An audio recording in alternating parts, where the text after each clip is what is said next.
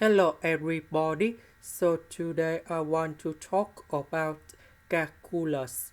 The topic today is about differential equations.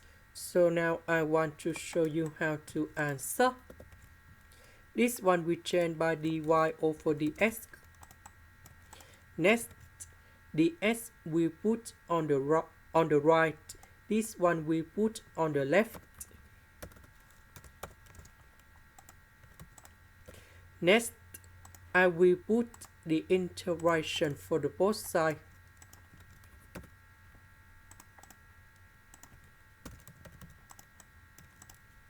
So if we want to put this one on numerator, so we need to put the negative on the power in here. And now we have the final answer.